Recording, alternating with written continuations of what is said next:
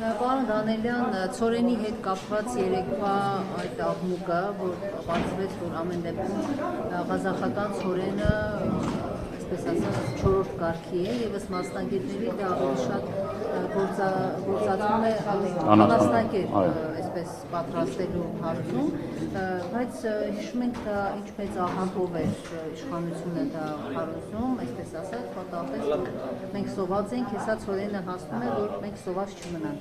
Նախ ինչու է այս կարգի ցորեն ուղարկում Ղազախստանը, թե դա էլ է մեզ պետք, դուք ինչ կարող եք ասել։ Տեսեք, այդ առումով չեմ կարող գնահատականներ տամ, թե ինչով է պայմանավորված այդ կարգի ցորենի ներմուծումը Հայաստան, բայց մի քանի կարևոր շեշտադրումներ կա, որ մենք պետք է հասկանանք։ Նախ առաջին հերթին ցորենի ոչ միայն որակը, այլ նաև դրա արժեքն է կարևոր։ Այսինքն ինչ արժեք է նստում նույն ղազախական ցորենի Հայաստան գալը։ Մենք հարցումներ ենք պատրաստել եւ պատրաստում ենք այդ հարցումները ուղարկել պատկան մարմիններին, ես շատ փակագծեր չեմ ուզում բացել, հասկանալու համար ինքնարժեքը ինչքան է նստում դրա։ Որովհետեւ բավականին Այսինքն գուցե էժան են դրսել, որ ինքնարժեքը բարձր է դրա համար, այսպես բաների փոխանցում։ Տեսեք, ցորենը, որ արդեն վագոններով գալիս է, այդ ցորենի վագոնները հետ պիտի ուղարկվեն, չէ՞, եթե այդ ցորենի վագոնները դատարկ են հետ ուղարկվում, սա ինքնարժեքի վրա լրացուցիչ ավելանում է ինքնարժեքը։ Երկրորդը, տեսեք, այդ բեռները չեն եկել Հայաստանի Հանրապետության տարածք, եկել են Վրաստանի տարածքով։ Այսինքն Վրաստանը որպես տարանցիկ երկիր պիտի հարկեր վճարեն։ Այսինքն գնագոյացումը շատ կարևոր է, այդ գնագոյացումը ինչքան է։ Եվ առաջիկայում մենք կպարզենք, թե իրականում այդ մեկ անգամյա եկած ցորենի իրական պատճառները որն են։ Եվ կա որակի մասին, ասում դա նույնիսկ անասնակեր է, չի քննարկի մտածներով։ Հիմա գանք որակի։ Դա այդ ցորենը պիտի նախ պարզաբանումները մտցվեն, թե այդ ցորենը իրականում անասնակեր ցորեն է, ասում են 4-րդ կարգի է, դա պիտի լրացուցիչ պարզաբանումներ մտցնեն։ Այսինքն կարևոր հանգամանքներ կա, որ պիտի պարզաբանեն, ոչ թե PR ակցիա անեն, ասեն այլևս վերջ դրանով ճանապարհները ապաշրջափակվում են, Հայաստանը արդեն այլ ընտրանքներ ունի եւ այլ եւ այլ։ Նախարարն ասում է, կարևորը ապաշրջափակումն է, ոնց է ապաշրջափակում, այսինքն այդ տրամաբանությամբ էլի ապաշրջափակում չի։ Ապաշրջափակումը կլներ հետեւյալը, երբ որ կապ չունի ցորեն կամ այլ բեռներ, գար օրինակ Իջևան կայարան։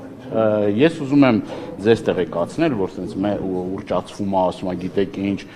այդ գծերի հետ կապված, երկաթ գծերի հետ կապված, Ղազախ կայարանից, սահմանից մինչև Իջևան կայարան 10 կիլոմետր է։ Ընդամենը 10 կիլոմետր հատվածի հետ կապված է, որի ռեսերը կան, ընդամենը ընթացիկ աշխատանքներ կան, որ այդ աշխատանքները տանելու դեպքում շատ կարճ ժամանակահատվածում հնարավոր է, որ այդ վագոնները գան եւ Իջևան կայարանում բեռնաթափվեն։ Կներեք մի հատ կարևոր բան կհասեմ։ Եւ այս պարագայում մենք կարող ենք ասել, որ որոշակի առումով արդյունավետ է եւ ապաշրջափակման տարեր կան, բայց եթե այդ ապրանքները գալիս են եւ Վրաստանով անցնում են, սա բավականին ուղղճացված է, եթե մեղմ ասեմ ուղղճացված է, իրականում դա մեզ ոչ մի այո, եւ ծախսատար, այսինքն պիտի հաշվի, թե այդ ցորենի ինքնարժեքն ինչ անցնում։ Հիմա ես տարբեր տնտեսվարողների հետ խոսել եմ, այդ տնտեսվարողները հետեւյալ բան են ասում։ Հիմա մենք այդ ապրանքները ստանում ենք ֆուրերի միջոցով, էլի, այսինքն տրանսպորտային միջոցով ենք ստանում եւ այդ տրանսպորտային միջոցով, որ ապրանքները գալիս են, բավականին մրցակցությունը շատ է մրցակցություն այդ դաշտում եւ այդ ծառայություններ մատուցող կազմակերպությունները այդ մրցակցային մեծ դաշտը որ կա, իրենք անընդհատ գինը նվազեցնում են, որ իրենք կարողանան այս շուկայում մրցակցել եւ այս առումով ես խնդիրներ չեմ տեսնում, էլի, որ ասենք ինչ որ առումով խոչընդոտ հանդիսանա կամ եւ այլն։ Բայց իշխանությունն ասում է ընդդիմությունը երբ տարավ լաբորատոր փորձաքննության, որ մի հատ նման տեսակետները հայտնում։ Հենց քիչ առաջ ես հենց այդ էի ասում, ես նաև իմ հարցազրույցներում եմ ասել, նախ դա պիտի փորձաքննության ենթարկվի, երկրորդը պիտի հասկանանք այդ ծորենը ինչ նպատակով է գալի, ուռճացրել են, ասել են, տեսեք, ծորենը գալիս այլևս, բայց դա կարող է ընդհանրապես պիտանի չլինի, այլ բաների պատրաստման համար կամ կերերի կամ այլ նպատակներով եկածելն է ծորենը։ Եվ կրկնում եմ, շատ կարևոր է, որ մենք հասկանանք, թե այս միանգամվա եկած ծորենը ինչ նպատակներով է գալի։ Օրինակ ես ենթադրություններ ունեմ, որ Ադրբեջանը հերթական պահանջներն է ներկայացրել հայկական կողմին, դրա մասին Նիկոլ Փաշինյանը անոնսել է տարածքների հետ կապված, որ ասելով, որ Հայաստանի Հանրապետության տարածքում կան ադրբեջանական տարածքներ, որոնք որ հետ պիտի վերադարձվեն Ադրբեջանին։ Այսինքն հերթական զիջումների նախապատրաստական փուլն է կազմակերպվում եւ նաեւ հաշվի առնելով նա, որ Նիկոլ Փաշինյանի այն հայտարարությունները նախկինում որ ասվում էին, որը վերաբերվում է այսպես կոչված անկլավներին, որը ուզում եմ նաև ձեզ հիշեցնել, որ նաև ինքն է ազգային ժողովի ամբիոնից ասել, որ դրա իրավական հիմքերը չկան եւ այդ առումով ճիշտ է ինքը ասել, իրավական հիմք անկլավների հետ կապված, այսպես կոչված անկլավների հետ կապված չկա։ Բա ինչ տարածքների մասին է այդ դեպքում խոսվում, որ Հա ինչ տարածքներ կա, որն է դրա իրավական հիմքերը, որն է դրա իրավական հիմքերը։ Այսինքն դե սահմանազատում սահմանագծումը հարգելիս։ Հիմա այդ սահմանագծման սահմանազատման անվան տակ միակողմանի զիջում է արվել հայկական կողմին։ Ես այս օրինակը բազմիցս անգամ բերել եմ եւ մեկ անգամ եւս ուզում եմ ասել։ Ինչը վերաբերվում էր Կիրանց ոսկեպար հատվածին, այն ժամանակ ասում են, այս հատվածներից մենք զիջում ենք անում, Բերքաբերից 900 հեկտար ստանալու։ Անցել է բավականին երկար ժամանակ, տևական ժամանակ անցել, որևէ մի սանտիմետր, որևէ մի միլիմետր հող Բերքաբերի ուրեմն լճից այն կողմ Հայաստանի Հանրապետություն չի ստացել։ Ինչու չհաջողվեց ձեզ պարոն Դանիելյան։ Ինչը չհաստատվեց այդ ստանալը, որովհետև հենց դրա համար էլ մենք ասում ենք, որ ադրբեջանական կողմը պատրաստ չի Հայաստանի Հանրապետությանը հետ սահմանազատման, սահմանագծման իրական գործընթաց անելու, որովհետև եթե մի կողմը պահանջում եւ ստանում է Եվ այդ ստանալուց հետո այլևս Հայաստանի Հանրապետությունը տարածք չի ստանում այն պարագայում, որ Հայաստանի Հանրապետության տարածքից օկուպացվել են շուրջ 200 քառակուսի կիլոմետր ըստ պաշտոնական տվյալների, բայց ոչ պաշտոնական տվյալներով խոսում է մոտավորապես 400 քառակուսի կիլոմետրի մասին։ Այսինքն դա միակողմանի զիջում է եղել։ Դրա դիմաց ոչ մի բան ոչ ստացել են, ոչ էլ ես ուզում եմ ձեզ հիշեցնել, ոչ էլ որևէ մի ադրբեջանի պաշտոնյա ասել է, որ Ադրբեջանի տարածքում կան հայկական հողեր։ Մենք դրանից առաջ էլ ինչ ենք ասում, ասում ենք սահմանազատման, սահմանագծման գործընթացը պետք է արվի այն քարտեզների հիման վրա, որ Հայաստանի Հանրապետությունը մտել է Սովետական Հանրապետության հետ։ Ըստ այդ քարտեզների Հայաստանի Հանրապետության տարածքը շուրջ 31000 քառակուսի կիլոմետր տարածք։ Ինչ փոխվեց, որ Նիկոլ Փաշինյանը նախկինում ասում էր դեռ պետք են իրավական հիմքեր, արդյոք անկլավները Ադրբեջանին են պատկանում։ Ասում էր իրավական հիմքեր չկան, ոչ թե ասում էր դեռ պետք են, ասում են իրավական հիմքեր չկան։ Նշում են, որ պետք է տարածք ստանալ։ Դե դուք լսել եք Ադրբեջանի հայտարարությունները, ես լսել եմ, որ Հայաստանի Հանրապետության վարչապետը հայտարարել է Արցվաշենի մասին է հայտարարել, բայց ես ուզում եմ օկուպացված տարածքներից էլ դուրս կգան ադրբեջանցիները։ Հիմա ինչի համար է դա ասվում, ցույց կտա ժամանակը, բայց ես կարծում եմ, որ այդ հատվածներում Հայաստանի Հանրապետությունը, հաշվի առնելով իր վերջին շրջանի վարած քաղաքականությունը, հերթական զիջումներն է նախապատրաստում եւ այդ զիջումների ֆոնին որոշակի առումով քարոզչական ֆոն է ստեղծում եւ ուզում նաեւ ձեզ տեղեկացնել, որ այն հատվածները, որի մասին երկար ժամանակ խոսում, այդ հատվածներով անցում են շատ կարեւոր մեզ համար նշանակություն ունեցող ենթակառուցվածքներ։ Դա Հայաստան մտնող գազամուղն է, դա ինտերնետ մալուխներն են եւ այլ կոմունիկացիաներ, ճանապարհներ եւ այլ կոմունիկացիաներ, որը փաստացի երկու հատվածում էլ, Տավուշի հատվածում էլ, Տիգրանաշենի հատվածում էլ լրջագույն խնդիրներ են ստեղծել Հայաստանի Հանրապետության համար։ Հայաստանի ստորագրելու այսպես նոր նախապայման է, որ անգամ առանց իրավական որևէ հիմքերի այս գործընթացները տեղ ունենան։ Գուցե սա էլ է բացի սահմանադրությունը փոխելու այդ անդադար հնչող պահանջից, սա էլ այսպես պետք է արագացնել գործընթացը, եթե ուզում եք այդ պայմանագիրը ստորագրվի։ Հնարավոր է, որ սա էլ առանց իրավական հիմքերի դա առաջ գնա։ Տեսեք, հաշվի առնելով նախորդիվ պրոցեսները, որ կատարվել են Հայաստանի Հանրապետության կատարել են իշխանությունները շրջանցելով մեր սահմանադրությունը, ինչի համար եմ ես ասում։ Ես ուզում եմ նաև ձեզ հիշեցնել, որ այն տարածքները, որ հանձնվել են Ադրբեջանին, այդ հատվածներում բավականին տարածքներ կային, որոնք Հայաստանի Հանրապետության կադաստրային քարտեզներում եղել են։ Դա տրվել են վկայականներ այդ մարդկանց։ Այնուհետև այդ գործընթացներից հետո հետ ողորմյա են արել եւ այդ կադաստրային քարտեզներից այդ հատվածները, եթե նայեք նախորդիվ կադաստրային քարտեզները եւ հիմի կադաստրային քարտեզը, բավականին ակնառու ձևով կտեսնենք, որ այդ տարածքների փոփոխություն ա եղել կադաստրային քարտեզների։ Այսինքն իրավական առումով այդտեղ լուրջ խնդիրներ կա։ Ես նաև ուզում եմ ձեզ հիշեցնել նախորդիվ իրենց արած հայտարարությունը, որ այդ մասով իբր քրեական գործ կա, չէ՞ հարուցված։ Ասում էր, այդ առումով կան քրեական գործեր հարուցած, մի հոգի, ես պատասխանատու կերպով ձեզ ասում եմ, միջև այս պահը մի հոգի չի պատժվել ենթադրյալ, որ ասում են այն ժամանակ խնդիրներ ա եղել այդ վկայականները տալու կադաստրային քարտեզների հետ կապված։ Այս առումով որևէ մեկը պատասխանատվության չի ելնել։ Պարոն Դանիելյան, դուք այսինքն վտանգ եք տեսնում, որ Նիկոլ Փաշինյանը միտումնավոր Արցախաշենի մասին խոսում է, որ երբ որ 4 այդ անկլավները վերադարձնեն, ասեն, որ Արցախաշեններ ստանալու են, բայց ինչպես Բերքաբերի այդ հատվածը չկարողացան ստանալ, նույնպես նաև Արցախաշենը։ Այո, դուք ճիշտ եք։ Տեսեք, այստեղ մի կարևոր նրբություն կա։ Այստեղ մի կարևոր նրբություն կա։ Ինչն է դա։ Մենք ունենք բոլոր իրավական հիմքերը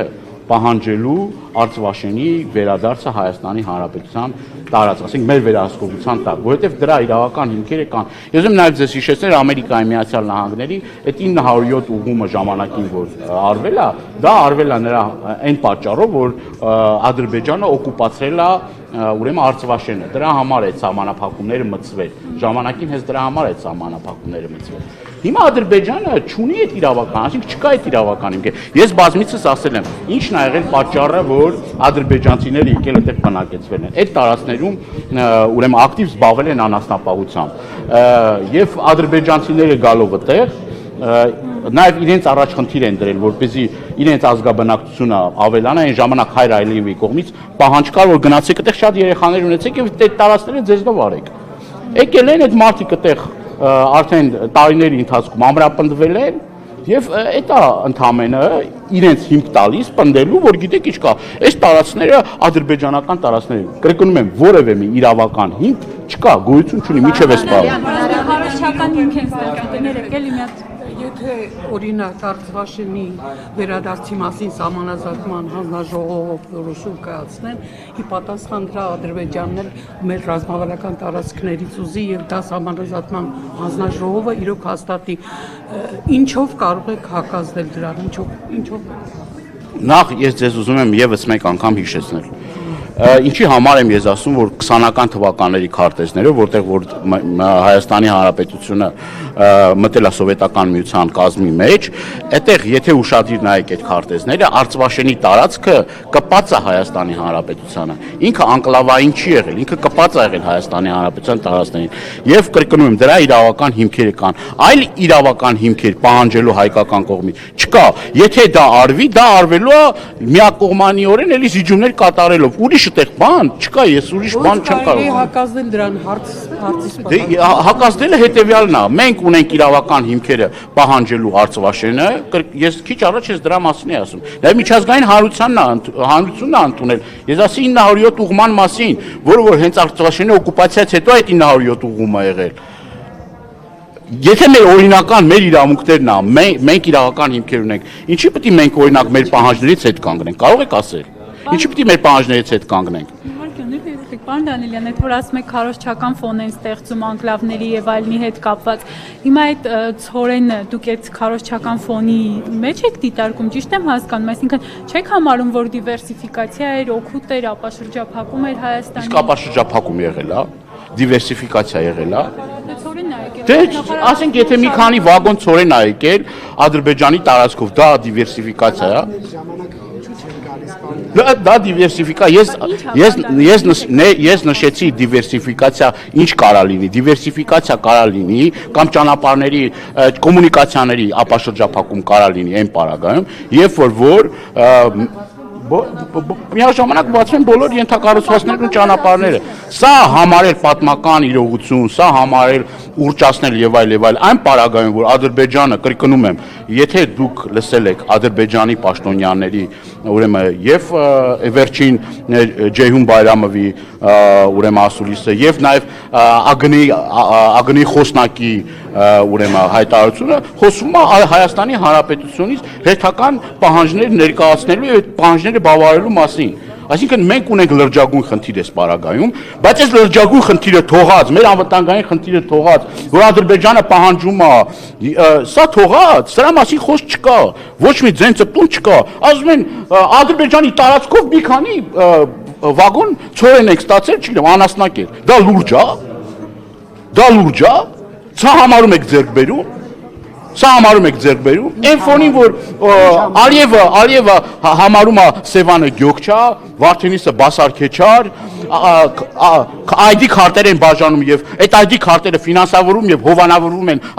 Ադրբեջանի իշխանությունների կողմից, սա արդեն կայացած փաստ է, չէ՞։ Այն ժամանակ ասում են, դե պատպետական մակարդակով Ադրբեջանի իշխանությունները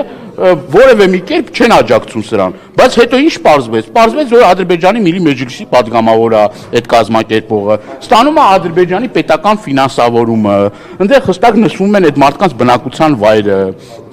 Անընդհատ Ալիևը իր հարցազրույցների ժամանակ շեշտում է եւ հիշատակում է, որ ադրբեջանցիները պիտի գան, վերադառնան եւ այլը։ Ես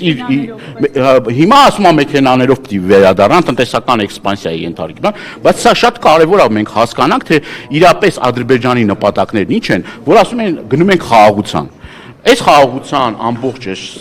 շղարշի տակ, որ ասում են խաղաղություն, այլևս խաղաղությունը հաստատված է եւ այլն, սենց է խաղաղությունը հաստատվում։ Այս այն է պատկերացրած խաղաղությունը, որ Ադրբեջանը անդադ պահանջներ է ներկայացնում սահմանադրության փոփոխության, անկախության հռչակագրի չեղարկման, տարածքային պահանջներ է ներկայացնում, ադրբեջանցիները ստե բնակեցման պահանջ է ներկայացնում, միջանցքի հետ դա սուտ է, սիրելի հայրենակիցներ, սուտ է, ես ասում եմ, ես ձեզ կարամ ապացուցեմ, ես ձեզ պաշտոնապես հայտարարում եմ, որ ես իմ գործընկեր Գեղամ Մանուկյանի հետ